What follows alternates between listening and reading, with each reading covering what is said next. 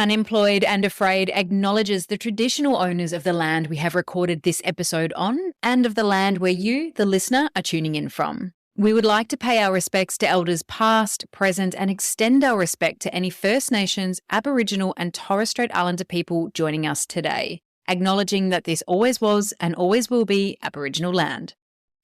Welcome to Unemployed and Afraid, a podcast that explores the messy middle of being out on your own and starting over with the people who've done it.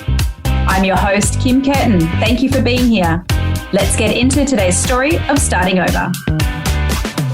Hello, Kim Curtin here, your host of the pod, Unemployed and Afraid, and I'm so glad you're here and listening to another episode. And today's show does come with a trigger warning. My guest, Mel Greig, and I discuss mental health, suicide, online abuse, harassment, grief, pregnancy challenge, and body image. And so if this show is not for you, then that's perfectly okay. And I look forward to supporting your change journey in future episodes. Mel is someone I've known for a long time. We met working in radio together back in Adelaide over 10 years ago. And from the moment I crossed her path, I've admired her energy, her openness, and her resilience. In 2012, Mel was part of a national radio show where a prank call, the Royal Hoax, changed her life. If you're not aware of this story, I'd encourage you to hit the pause button and gain a little bit of background, then come back and join us in talking about what came next for Mel. Our chat is raw and it's real, and we cover some pretty tough topics. And there are parts of our recording together that could perhaps benefit from some editing, but I am leaving it as it is because starting over is messy and there's nothing wrong with a little bit of mess. And with the show officially up and running now, I would love to hear what you think. So if you can hit me up on Insta at Unemployed and Afraid with any feedback you'd like to share, or maybe even some suggestions of more wonderful humans with stories of starting over that you think could make for a fantastic future guest, I would absolutely love to hear from you. I'm sending you big love for listening and also for supporting me as I navigate the ins and outs of bringing you this pod. I hope you enjoyed today's episode. Okay, so today's guest is the effervescent Mel Greig.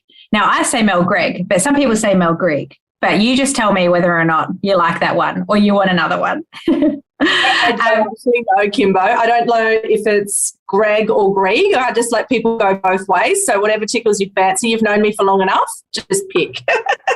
I love it. And we're not even one sentence in and we've already talked about going both ways. So excellent setup. But Mel is an impactful figure in the Australian media for over 20 years as a national radio host, a TV star, a columnist, and a public speaker.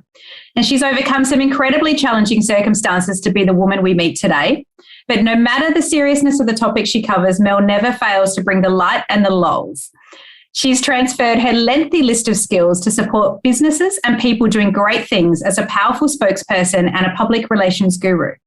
She's a long-term ambassador for Endometriosis Australia and a strong advocate for mental health, cyberbullying, pancreatic cancer, body positivity, and vulnerable youth, hitting the world stage to empower and educate others that your failure doesn't define you, your determination does. A very dear friend and someone I admire deeply, a woman motivated by the mantra moving forward.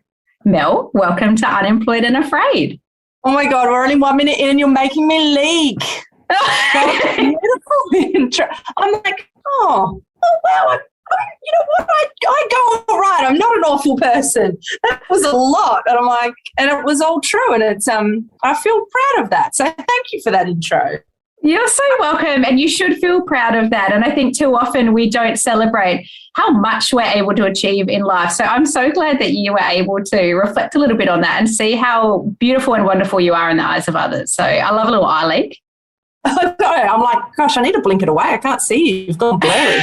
Let me have a little sip of my Sauvignon Blanc.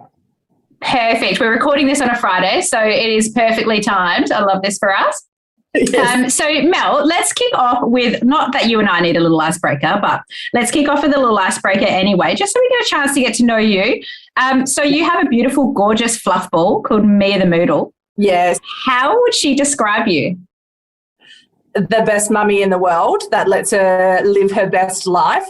This little girl gets fed eye fillet steak because I fed it to my ex-husband and look where that got me, not the loyalty that noodle gives me. So she gets looked after so much and she knows it. So we are literally best friends. So she'd say she's living her best life and that mummy is her bestie. Oh, I just love her. She's so gorgeous. And I love that she just has her own little like Instagram profile. You know, she's out there doing her thing. Well, this is a video cast as well. Mia, come say hello to Anna Kim. Come here. Up. Come here. Up here. Up. Is she going to get into that Savion blog? Oh, your smushy head. She's just gorgeous. Yeah. She really gets her light too, doesn't she? I love that. Before I made your eyes leak with that bio that I read earlier, tell me, who were you? Well, I mean, I've had a few changes in my life. So if we go back 10 years ago, I was a happy, successful woman living out her dreams, and then I turned into someone that had to fight for her life.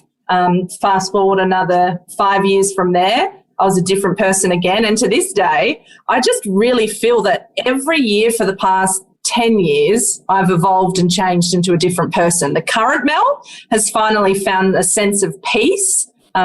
She's happy and content and not looking for what's next, which is what I've always spent a lot of my life doing, going, okay, yeah, I'm doing something good, but what's next? What's the next big thing? I am just living at the moment. Mel, you've had a long career in radio. You had a troubled time when it came to the Royal Prank Call, which was the first big jump when you had a challenge with radio that you faced in the public eye over that period. That being a challenge in and of itself, and you came back to radio even still after that. How did that feel? Yeah, it's interesting. If we rewind, it was nearly 10 years ago. Next year is the 10-year anniversary of the prank call, and I'd finally, at the age of 30, got my dream job. So everything was incredible, and I was really finding my feet and my future. So when you lose all of that, when it first happened, it wasn't about my career. I didn't care about that. It was more about fighting for my mental health, and I had to fight for my mental health and get better for 2 years. Took 2 years, and then after 2 years, I had to try and find work again, and no one would employ me. No one would touch me. The amount of no's I was given exceeded 100 no's. So not only had I had to battle through mental health, I completely lost my identity in who I was. Radio was all I knew. I started when I was 16. And so the mission for me was to get back into radio. And about 3-4 years after that, I did get back into radio, and I did breakfast radio in Wollongong, which I loved to an extent, but the demand, 16 hours a day, putting your personal life on the line, every part of you have to share, and I have endometriosis as well. So getting up at 3:20 every day, I was so fatigued and exhausted. I'm like, this isn't the radio that I wanted. It's radio, but this isn't working for me. I'm getting depressed again. I can feel my mental health crawling back in. So I quit. And what I was going to do next, I did not know. And it's been a challenging 6 years it's been about 3 years since making that decision. And how did it feel to walk into an office and tell your superiors at work that you were quitting? Radio is an incredible, it can be an incredible career. It's a roller coaster of emotions, but everybody is replaceable. And bosses sometimes replace you before you even know you're replaced. So when you do quit, they're like, okay, great, who's next?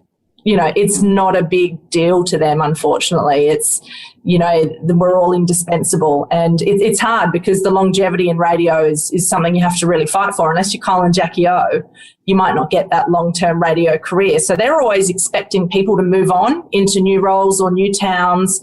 So they were like, it's sad, we'd love to keep you, but all the best. Mm-hmm. And how did that make you feel when you went home that night? I wish that I hadn't spent 16 hours of every single day and no sleep for 3 years. For what? What did I personally get out of that journey? Yes, I got a free bed and TV from Harvey Norman. I was on the back of a bus. I got to, No, I did get to do some amazing things in the community by helping people. So you look at those positives, but again, what did I get out of it? And it wasn't rewarding for me anymore. The pressure was too much. So, but then you're faced with the debacle of, okay, everything you've known for 20 years is now officially gone. What on earth do you do? So that was a really big challenge. And it's one that a lot of people face, especially during COVID. They've lost their careers through no fault of their own. Or if you have decided, okay, I just need to do something different, the fear, the lack of confidence, it's one of the hardest things you'll do is changing careers or direction, because it's the fear of the unknown. And how did you tackle that? I guess, you wake up that next morning, not at 3:15 ideally, and, you're faced with a whole new day and a completely open future. So how did you tackle that first step? I was excited, and it's funny, the day that I quit, the day was the day that Who magazine rang me and said, do you want to do a 12-week body transformation? And I'm like, yes, this is meant to be. This is what I'm meant to do. And then in 12 weeks' time, when I'm skinny on the front cover, everybody will want to employ me. Men will want to date me. This is going to be amazing. So I put all my eggs in this delusional basket, thinking that doing this damn body transformation was going to put me on the path that I needed to be, that all these opportunities would come at me. So I did the transformation, felt amazing, and I'm sitting there, where's the job offers? Where's the men? Like, why is nothing changing in my life? And that's when I really had to change my mindset and go, you're living in a reality that doesn't exist, thinking that that's what it's going to take. It's not going to take that. It's going to take hard work, determination, working out what it is you want to do. It's not going to be about how much you friggin' weigh. But because I'd always had this battle with body positivity and my weight, I just thought that being skinny would give you everything you ever wanted. And that battle that you had with body positivity, with body image, was that something that you always had up to this point? Radio gave me that issue. I mean, you know what? Look, I was size 6 at one point, and I would think I was overweight and cover my arms. I think that must have been ingrained in my mind from a teenager. But when I started working in media, and I started working at the Hot 30 Countdown, I was a size 10. But no, I needed to be a size 6 to 8. Let's get her a personal trainer. Let's get her a stylist. You need to lose weight. You need to lose weight. So it just ingrained in my mind again that I had to lose weight to be who I am. And it's changed. So, there's been a lot that's happened since then where women, are really learning that they're more than their body, but people are also showcasing that. There's plus size women that are working in the media and being successful, but back then there was certainly a stigma. Yeah, absolutely. I can see that. And it's such an uphill battle, all that surrounds us, particularly as women, what we're told, we should look like, or, what we try to put to, but sometimes the pressure that we put on ourselves supersedes all of that. When I was doing my research on you, I mean, of course, because I, did my research despite our friendship. Did lots of. You've known me for over 10 years, but sure. Okay. If you can see my Mel notes, you would just love them. But your career seems to really evolve alongside your own personal challenges. So as you're going through something in Mel's life, in your personal life, it seems to reflect in your career. And so what I'm interested in is, how do you know where to focus your attention career-wise? I sometimes I don't know where to focus my attention career-wise. I was always just chasing the opportunities or following the opportunities that would come to me, or following what I thought was the best next move. And it hasn't really meshed and worked out the way that it should. And I don't know why, I've taken that approach. The one thing I've always done from day one through the prank call through to today is I'm always true to myself, and I'm always making decisions and using that filter. Is this true to me to make this decision? And I think as long as you do that, you won't live with any regrets with what you do in your personal life or your career. Because gosh, I've, outside of the prank call, I've had a failed marriage. I let a guy scam me. I've made some shameful decisions that have really affected my personal life and my career. But I think now things are starting to get a little bit better, where I'm not letting my personal life and my work life entwine. They're separate. Mm-hmm. That's a lot to be managing all at once at that, it's a tender age. Was there, I say that like, we're basically the same age, like tender age. But it is a lot to manage. And I'm really interested in the sorts of practices that you lent on over that time, or the sorts of things that you would start to build into your day that would help you push through some of those tougher times. Well, to start with, it was as she takes a sip of beautiful looking crispy Sauvignon Blanc. Thank you. It is. And it's only one glass because it's a Friday afternoon. I'm much better with my alcohol now. But it is a habit that a lot of people have. It's one that I had, that you would do whatever you needed to do to feel good, to numb yourself. For me, that was alcohol. But the alcohol did get me through when I needed it to get me through. And now I've got a better relationship with it. But mental health wise, I needed to get to a point, to the lowest and darkest point, where, and that was, just a few months after the prank call, where I had to choose life. I had to go, everybody was telling me to kill myself. And I'm like, is that an option for me? Is suicide something that I should be thinking about? And as I sat there on the bathroom floor, I'm like, no, absolutely not. No, that is not how my life goes. That's not how anyone's life should go. They always need to know that there is a choice and there is a way, and I know how dark and awful it is, but you do need to find ways to keep moving forward. So once you find that point where you go, okay, I'm choosing life, that is not for me. So using that filter every day, I would find something to choose life, to keep moving forward. And I found a lot of quotes really inspiring and really motivating. And that was the first small step. But then doing simple things like, because when you have a deep depression, you're not doing an awful lot. Walking around the block once, having a shower. Every day, just doing that one small thing to firstly get yourself out of that mindset. And then your whole life is, okay, I've been through the absolute worst I'm ever going to go through. Is this situation as bad as what I think it is? And you need to then look at each situation and go, okay, today I'm going to have a shit day because this is awful, but tomorrow is a new day and I'm going to pick myself up and I'm going to live that day and whatever it delivers me. And if it's great, amazing. If it's shit, we start again the next day. And that's what I needed to do. Every day was a new day. It's incredibly inspiring. And what I love the most about how you approached that is looking at it from the small steps, the little things that add up to every day. I find that really inspiring in what you're explaining, and not looking towards the big end goal. Was there a big end goal that you had in mind that you were working towards at that stage, or were you just really just thinking, I'm going to let this unfold as it's going to? Yeah, before the prank call, I had the dreams of doing breakfast radio in a capital city. That's what I wanted to do. And then when the prank call happened and I was better and needed that motivation of what am I doing next, it was to get back into radio, because it was all I knew. And I thought that was the natural step for me, was to do that. It was that path, or I was getting married at the time, having kids, which is a path that we kind of started to go down with IVF. And I'm like, okay, am I ready to be a stay-at-home mum and, go down that path and find a new passion on the side? Or did I want to hustle for my career again?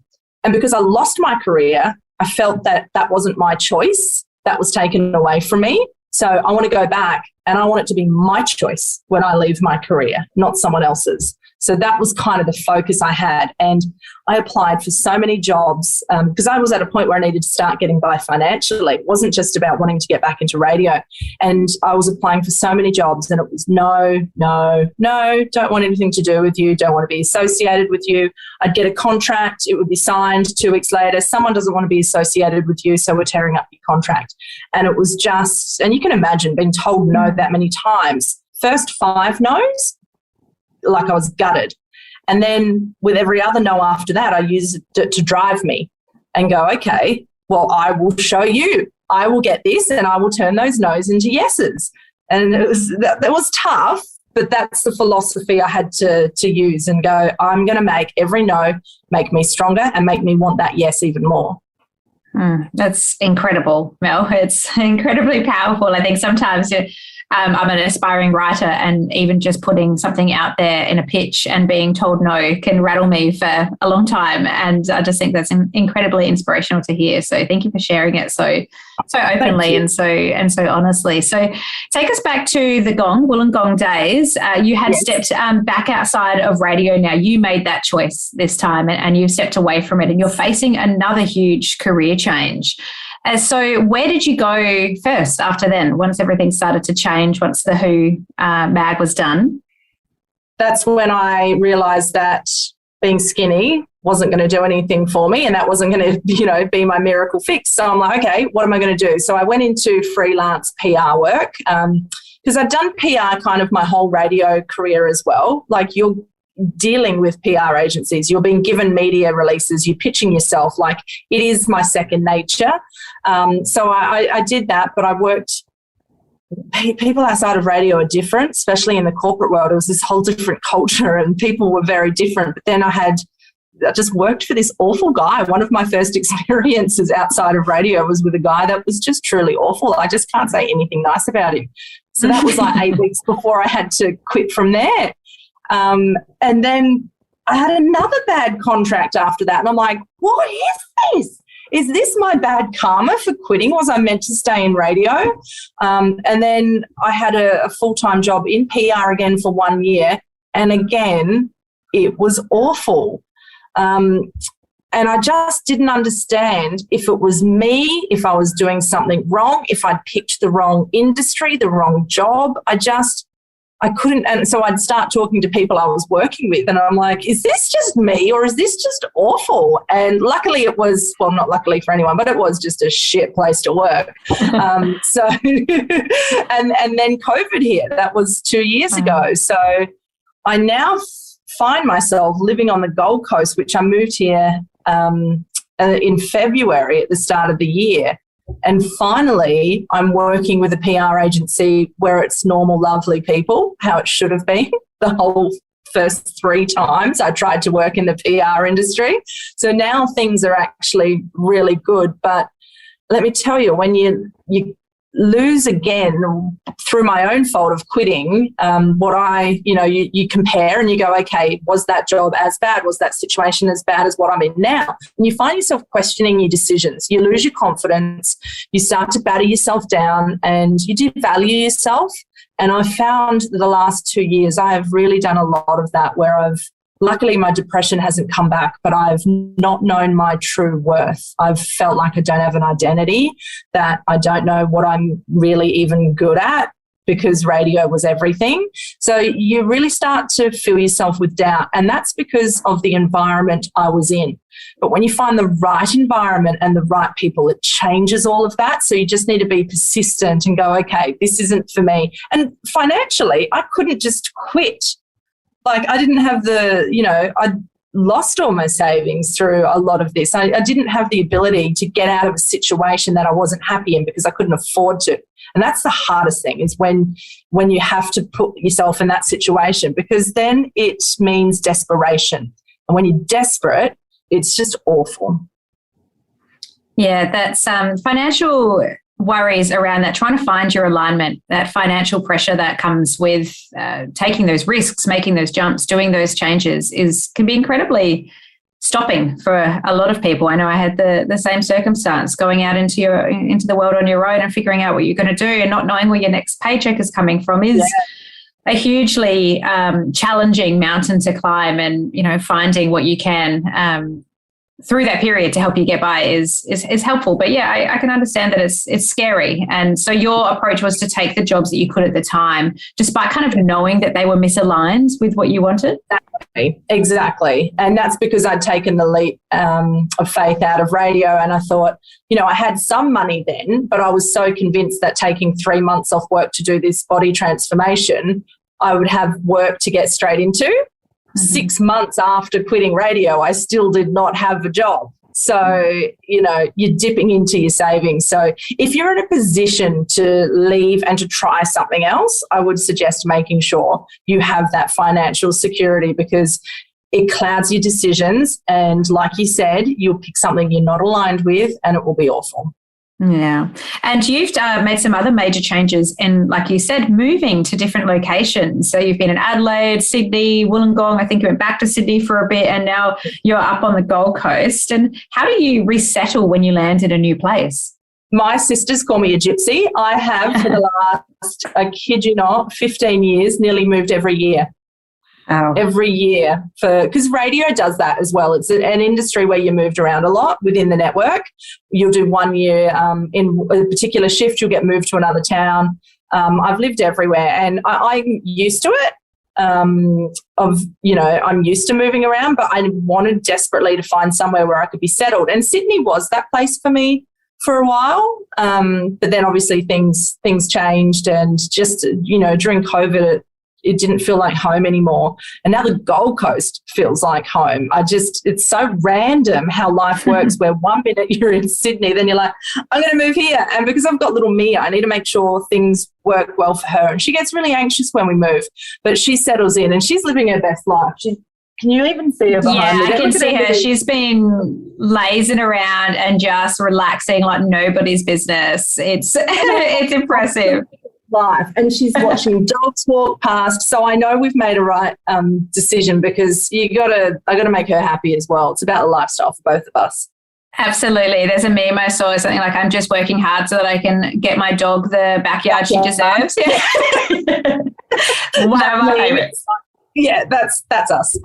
I love that, and I really love that you talked about how it became aligned when you landed there, it sounds like. So, being on the Gold Coast, entering into a little bit of a different lifestyle is starting to open up doors for you, physically, mentally, financially, career-wise. It's sort of starting to change for you. That's really exciting.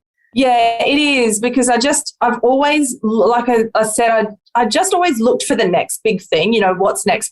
This is the first place where I'm like, just live, just let yourself enjoy life. Don't go looking for the next big thing. Just settle in, and that's what I've been able to do. And I've been able to work on my health because, like others during COVID, bottle, it's not been good. Like I've put on 20 kilos in the last 2 years since leaving radio and, health with endometriosis and a few other things. So I've really been able to focus on that because I don't have a lot of family and friends here. I've been able to really there's another meme that says it's okay to vibe on your own for a while and kind of set. And that's what I've been doing. I've just been vibing here out of the spotlight, just living my best life. And I love it.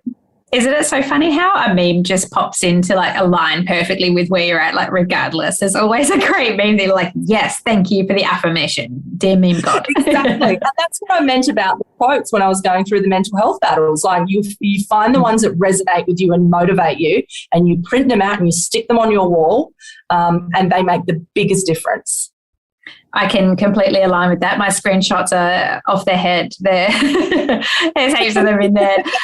You touch on something really interesting there where, you've moved to a new place and the family and the friendships is a little bit smaller in terms of circle. And I'm interested to see when you have a major life change, you're away from people, even if you're just changing the Mel that they might have known before, what surprises you the most about how those relationships change? I think that I've been able to disconnect from so many people so easily. I know that sounds terrible, but there's a lot of people that aren't in my life anymore for no other reason than we've grown apart and changed. I know I've grown. We just don't have the same conversations anymore, and I'm more comfortable being more by myself. And, it's hard for a lot of people to understand that, but my whole life was a social life. It was about being social, about sharing every single part of me, about going to events, and that's just not for me anymore. Like, I'm honestly so happy to hang out with Mia and just do our own thing. But a lot of people don't understand that, and I feel bad that I'm not being as good a friend as what I probably should be, but I don't have it in me to make 10 phone calls a week to my friends.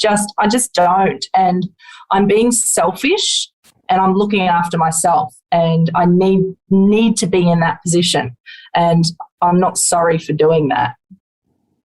I think that's just a wonderful way to look at it, because so many me included, move through life people pleasing in a way, and then feeling guilty about not showing up as positively as you'd like to for friends and family. And it just adds a whole other realm when you're battling so much just to figure out who you are and who you want to be. And every day it's a tough one to tackle.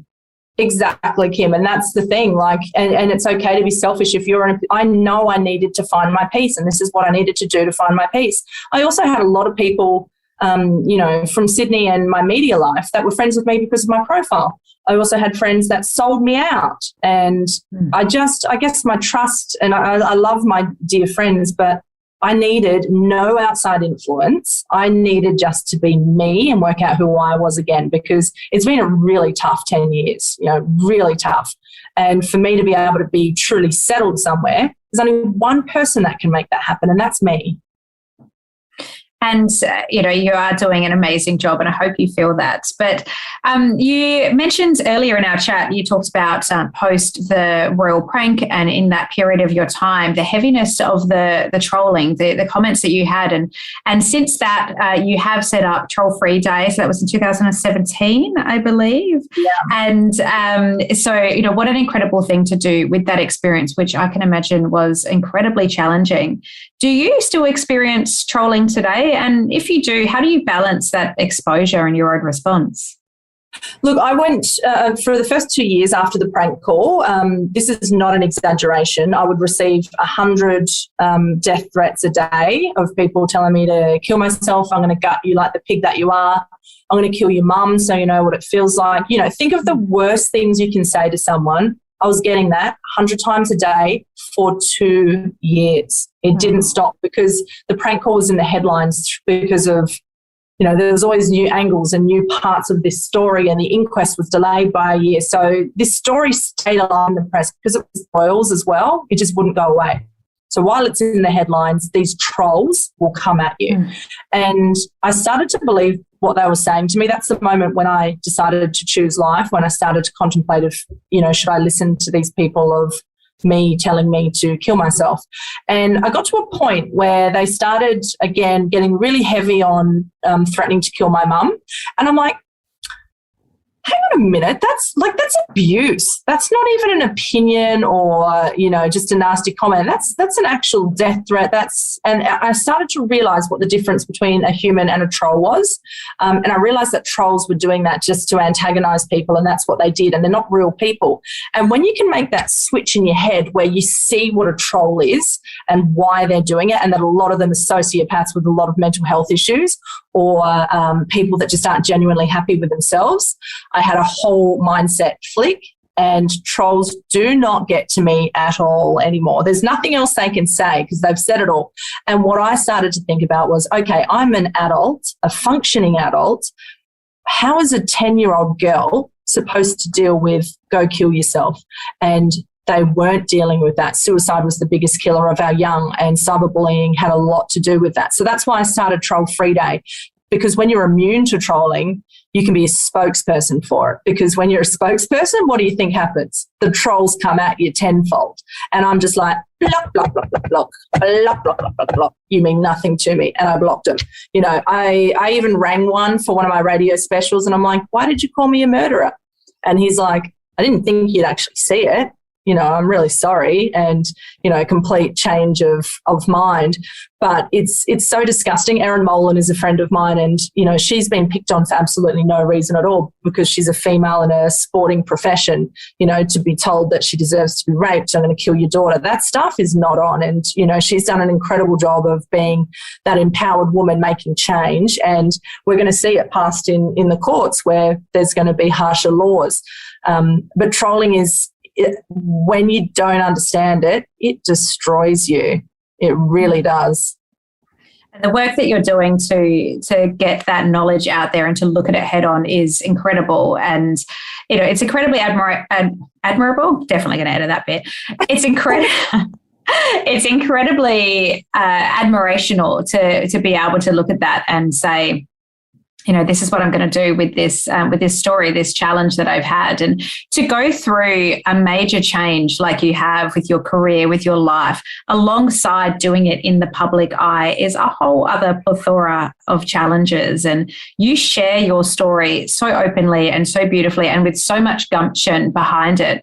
And I'm interested, how do you prepare to share your story every time you do an interview, a podcast interview, a TV interview? How do you get yourself ready? It's that one filter that I said to you at the start, just be true to myself. So to be true to myself, I'm an honest person, and I share. And if I'm comfortable with someone like I am with you, because you're a dear friend of mine, I can share. And the most important thing about sharing is the reason why I'm doing it, and that's to help other people, because we're all going to go through situations in our lives, hopefully never the same as mine, but it doesn't matter if someone else's situation isn't as extreme as mine. The way that it affects them could be as severe as the way that mine affected me. And I just want people to know that even if you are going through the hardest time of your life, you need to know that you can choose life. And once you choose life, just take those small steps, but don't ever give up on it, because you're worth it. You're worth being here. And it pains me to think of anybody taking their own life. Look at what's happening in the world, and people that would give anything to have to have a life that have lost theirs through, trauma or tragedy. It's not as bad as what you think it is. I know it feels bad at the moment with what you're going through, but there is light through that tunnel. You just need to start digging a little bit and just go easy on yourself and know that every day is a new day. And you offer so much support, Mel, to others who are rising through challenge, who are needing to change their life and, who are needing to push forward and keep moving forward. And where do you go for support? How do you get your own level of support? I think when you go through something as traumatic as what I went through, and I had to see a psychologist, it was nearly daily for a while, but it was 2 years of psychologists and psychiatrists. And I had to learn the tools of how to deal with life and how to get through. But again, it comes down to choosing life. And so all the bad things that happen in my life now, I go, okay, you've been through the worst that you could possibly ever go through. I even lost my mum to pancreatic cancer. I had to destroy my embryos. I got divorced. I lost my career. There's been a lot of bad shit that some days you nearly have breakdowns again and you go, why is my life so bad? Like, what have I done to deserve such pain? But then I'm like, but look at all the positives you've got. You've got some great stuff going on. So I allow myself to have a bad day if I need to have a bad day, but then I just start fresh the next day. I didn't expect it. I had a trigger 3 months ago. I had a really bad trigger that came out of nowhere. Someone very close to me tried to completely sell me out and the information they were provided, the way they were talking about me was one of the worst things I've ever heard in my life. And I didn't see it coming. I didn't think that someone that was so close to me could do something so painful. And that broke me, and it broke me for a good 2 days. But man, I felt strong after. Once I let myself deal with all those emotions and what had happened, I came out of it stronger. And I think that's what you need to realize. Once you do get through it, every time something bad happens, you build another layer of resilience. And I'm a very resilient person now. It is going to take a lot to break me. And Mel, that's, what I find so incredible about your story is that you don't push things down, you push through things and you come out the other side a better and more positive, a happier version of yourself. And it's incredible to see you now, living this gorgeous life with your gorgeous fluff ball, the sun's shining in through the video, you look fabulous, and you are rising into a new version of yourself, which is incredible. And I'm conscious of your time as well as we get to the end-ish of our time together, because that wine ain't going to drink itself. 2 hours, Kingo. I'm good for it. I would love it. But I really want to know what is next for you. You continue to amaze everybody around you, and I want to know what's coming. See, that's the trick though. What did I say I'm not doing? I don't care what's next. Love it. I'm not looking for what's next. Mind you, I did Google yachts for my 40th in a couple of months. So Perfection. I do want to celebrate my 40th because I friggin' survived 10 years of the hardest time of my life. So I want to celebrate turning 40, and I see turning 40 as a new chapter for me. Because I got the Hot 30 job, and when the royal prank happened, that was when my 30th was the day before I started. So we are now literally talking 10 years of rediscovering myself. So my 40th is the pinnacle for me, where I want to celebrate me and then just who knows? You know, I'm certainly not going, oh, I'm going to find Prince Charming. I don't give a rat's ass about Prince Charming anymore. Maybe that I'm just like, I got no time for that. I'm like, I just don't need any more heartache. I'm like, no. So I don't know. I just want to be me and have peace. And what else is there? I mean, you are a pretty fabulous human, so I think that should be celebrated. And my very last question for you is, how can the listener and I support you? What can we do to continue you to do this amazing work that you're doing? Look, the thing is, I've never really got anything for doing any of it other than helping people. So I think if you're listening and you think someone might be able to resonate with what I've said, if you think someone's going through depression or a life change, tell them to listen to this episode and hopefully they can see that there is the light at the end of the tunnel, that it's okay to go through bad stuff, but that you can survive and you can choose life and get through it. If that's going to help people, then that's what I want. I want that for people. And I think that's absolutely beautiful. And in the show notes, I will link, of course, to your fabulous Instagram so that everybody can see Mia, the Moodle anyway. So get along there and follow you. Sending nice messages. I like receiving nice messages. There was lots of bad ones there for a while. So if you do want to slide into my DMs and say, loved the chat, or it really helped, I love that. Honestly, drives me. I love to know that sharing my story, because it is hard. Like it brings up trauma every time I talk about it, but I know it helps people, so it's worth it. So if you did enjoy this, feel free to send me a little message, make me feel special. I love that. We should just start doing that regularly. Just like, let's just message some people that have, made an impact, or just be like, cute hair today, nice outfit. Just start telling people that stuff. Empower women, do it all. That's what I love doing. I've started doing that to people in the street. I'm like, that's a lovely outfit, or and to see the smile it brings someone as such a small gesture of kindness can just mean so much to someone.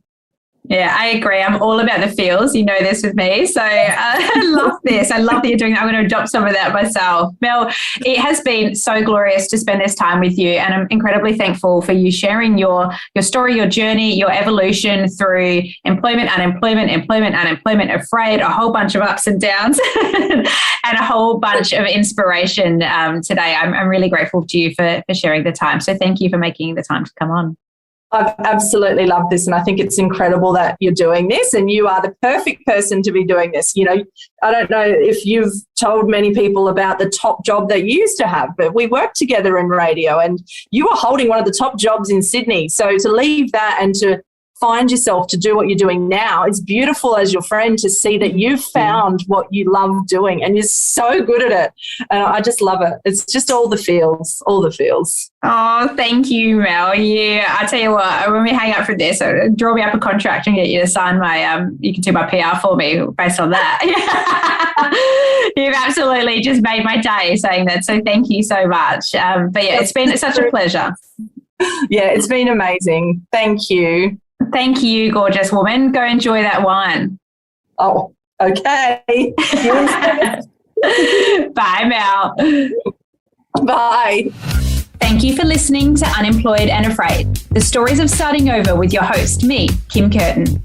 If you liked the episode and are keen to hear more, please hit the follow button and leave a review. And let's keep the conversation going on Instagram @unemployedandafraid, where there's more goodies and links to today's show notes. See you there.